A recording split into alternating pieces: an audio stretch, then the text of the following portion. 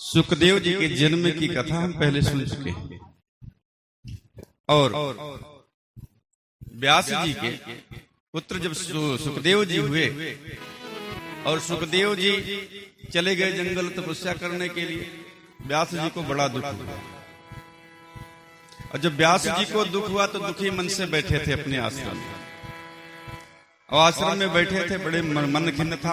इन्होंने 17 पुराण की रचना कर दी थी और वेद के भी 4 विभाग कर दिए थे और महाभारत ग्रंथ की भी रचना व्यास जी ने कर दी थी। इसके बाद भी व्यास जी को संतोष नहीं हुआ, और व्यास जी को जब संतोष नहीं हो रहा था, एक तो पुत्र मोह में भी मोहित थे।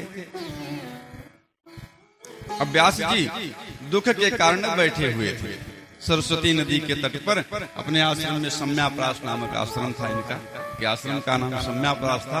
वहीं पर बैठे हुए थे बड़े दुखी मन से। तभी नारद जी आ गए और नारद जी आए, नारद जी पूछने लगे कि व्यास जी आप दुखी क्यों हैं, आपके दुख का कारण क्या है? तो व्यास जी कहने लगे कि मैंने तो 17 पुराणों की रचना कर दी, वेद के भी 4 भाग कर दिए, महाभारत ग्रंथ की रचना कर दी, लेकिन हमको अभी संतोष नहीं प्राप्त हुआ। जो आनंद प्राप्त होना चाहिए था, जो संतोष होना चाहिए था, वो हो नहीं रहा। तो नारद जी कहने लगे व्यास जी आपको इसके लिए चिंता नहीं करनी चाहिए। देखिए भगवान जो है, भगवान तो सबका कल्याण करते हैं, और आपने तो इतने आप विद्वान हैं, ज्ञानी पुरुष हैं, और आपने इतना सारा कार्य किया है, तो आपको और भी दुख नहीं करना चाहिए। देखिए आप सत्कर्म करिए, आप सत्कर्म करिए। फिर सत्कर्म क्या है, सत्कर्म किसे कहते हैं? तो व्यास जी ने कहा कि आप श्रीमद् भागवत ग्रंथ की, नारद जी ने कहा कि आप श्रीमद् भागवत ग्रंथ की रचना कीजिए। कहा अच्छा ठीक है। अब नारद जी व्यास जी से कहने लगे कि व्यास जी ऐसा है कि इस संदर्भ में मुझको अपनी ही एक बात याद आ रही है, वो मैं आपको बता रहा हूं। मेरी अपनी बात याद आ रही है, मैं आपको बता रहा हूं। ध्यान पूर्वक बात सुनिए। नारद जी कहने लगे व्यास जी पूर्व जन्म में मैं एक दासी का पुत्र था।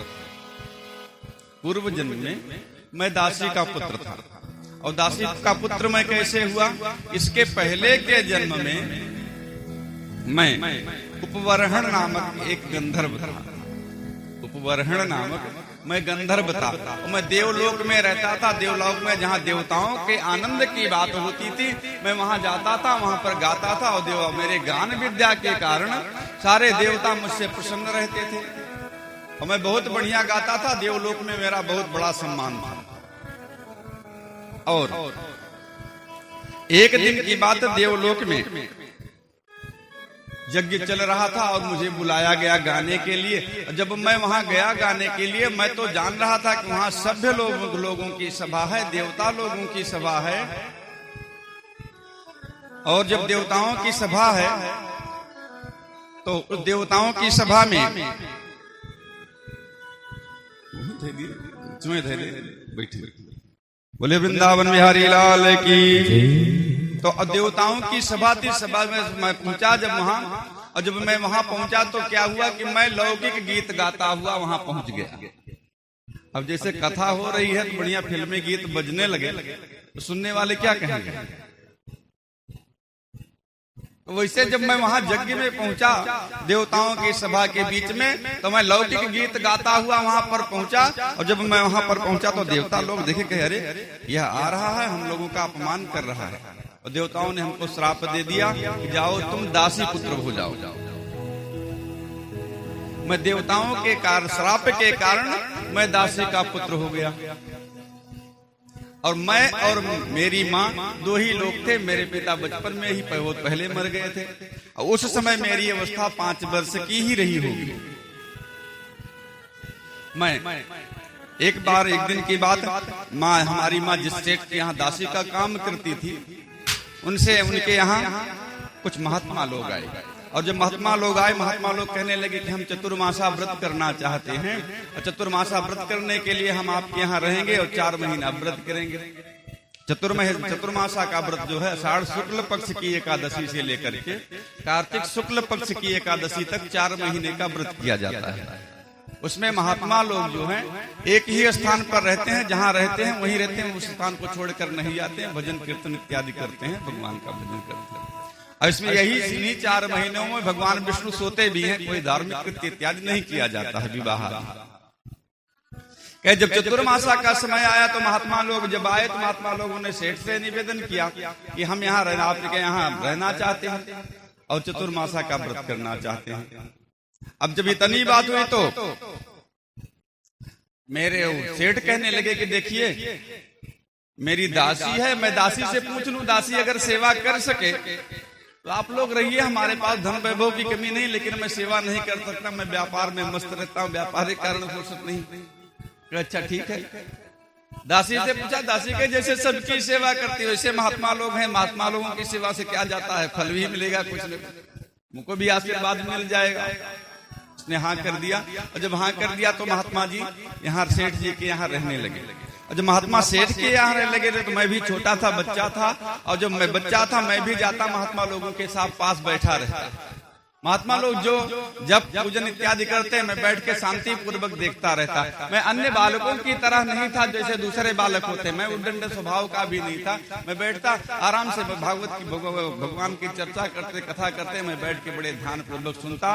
महात्मा लोग जब भोजन कर लेते, जो कुछ बचता वही मैं भी भोजन कर लेता। व्यास जी इस प्रकार से 4 महीने तक जब इस प्रकार से मैंने किया तो महात्माओं का जूठन खा करके मेरी बुद्धि निर्मल हो गई।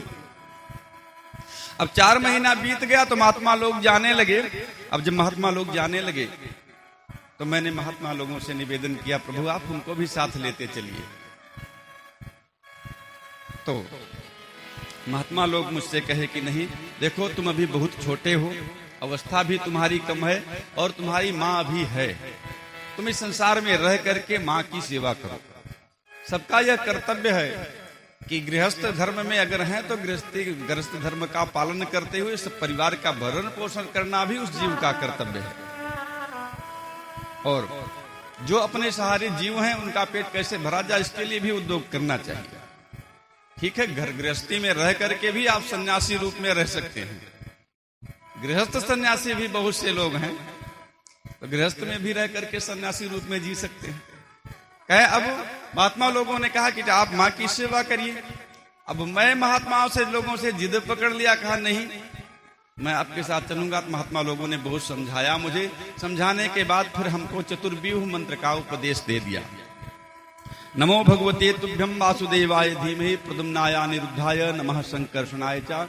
इस मंत्र का, चतुर्व्यूह मंत्र का उपदेश कर दिया हमको और कहा जाओ बेटा इसी मंत्र का जप करो। अब मैं मंत्र का जप करने लगा। जब मैं मंत्र का जप करने लगा तो धीरे धीरे हमको बड़ा आनंद आने लगा मंत्र के जप के प्रभाव से। और जब आनंद आने लगा तो कुछ दिन मैं जपा तो मुझको भगवान की भी लगता कुछ अनुभूति होने लगी धीरे धीरे। एक दिन मैं सोच रहा था कि हमारी माँ हमारी तपस्या में बड़ा विघ्न उत्पन्न कर रही है। मेरी माँ मेरी तपस्या में बड़ा विघ्न उत्पन्न कर रही है, और विघ्न उत्पन्न कर रही है। अगर मेरी माँ न होती तो मैं भगवान की तपस्या बड़े प्रेम से करता और कितना आनंद मिलता हमको। जब इस प्रकार से कहा, विचार ही कर रहे थे, एक दिन क्या हुआ कि मेरी माँ गई गाय दुहने के लिए शाम के समय, और जब गाय दुहने के लिए गई तो मेरी माँ को सांप ने काट लिया। और मेरी माँ को जब सांप ने काटा तो माँ की मेरी मृत्यु हो गई।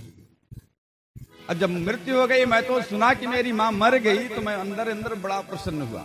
अनुग्रह मन माना, मैंने ये समझ लिया भगवान ने मेरी ऊपर बहुत बड़ी कृपा कर दी, बहुत बड़ी कृपा कर। फिर मैंने ब्याह करके अपने माँ की जो क्रिया इत्यादि था वो करके मैं वहां से बिजन वन में जा करके एक पीपल के पेड़ के नीचे बैठ करके तपस्या करने लगा। और जब मैं वहां तपस्या करने लगा तो तपस्या के प्रभाव से भगवान हमको दर्शन दिए। और जब भगवान दर्शन दिए, भगवान दर्शन देने के बाद कहने लगे कि नारद बेटा, अब जब यह सृष्टि का प्रलय हो जाएगा, जब सृष्टि का प्रलय होगा, सृष्टि के प्रलय के बाद तुम ब्रह्मा के मानस पुत्र के रूप में जन्म लोगे। तुम ब्रह्मा के मानस पुत्र के रूप में जन्म लोगे और तुम हमेशा हमारे नाम का कीर्तन करते रहोगे।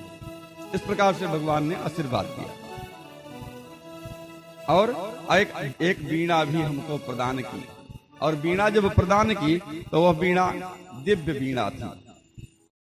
मैं उसी वीणा से भगवान का कीर्तन करता, भगवान का कीर्तन करते इधर उधर भ्रमण करता। और हे व्यास जी, उसी तपस्या के प्रभाव से मैं आज आपके सामने ब्रह्मा के मानस पुत्र के रूप में खड़ा हूं। इसलिए जैसे मुझको दुख नहीं हुआ, मेरी मां मर गई, तो आपका तो पुत्र भगवत कार्य में गया है, भगवान को प्राप्ति करने के लिए गया है, इसलिए आपको दुख नहीं करना चाहिए, आपको सत्कर्म करना चाहिए। तो व्यास जी को कुछ प्रसन्नता हुई। अरे भाई, हम अगर अधिक दुखी हैं तो कोई मुझसे ज्यादा दुखी व्यक्ति अपना दुख सुना देता तो लगता है चलो हमसे भी ज्यादा दुखी लोग हैं। अब आपको अगर प्रसन्न रहना है तो आप अपने से ऊंचे वाले को मत देखिए, अपने से नीचे वाले को देखिए, आप प्रसन्न रहेंगे। अरे भगवान की क्या इतनी कम कृपा है, भोजन कर रहे हैं, भोजन पच रहा है, इतनी कम कृपा है। कृपा तो अनुभूति का विषय होती है। अब व्यास जी प्रसन्न हुए। जब व्यास जी प्रसन्न हुए तो सम्याप्रास नामक आश्रम में, जो बद्रिकाश्रम के पास है, माना गांव है, माना गांव के में वर्तमान में व्यास गुफा है, उसी के नीचे से सरस्वती नदी बहती है, वहां भीम पुल है, भीम पुल के सामने वहां गणेश गुफा है। गणेश जी भागवत की ग्रंथ की रचना व्यास जी बोलते जाते और गणेश जी लिखते जाते। इस प्रकार से भागवत ग्रंथ की रचना, भागवत महापुराण की रचना हुई। और भागवत को त्रिवेणी भी कहा जाता है।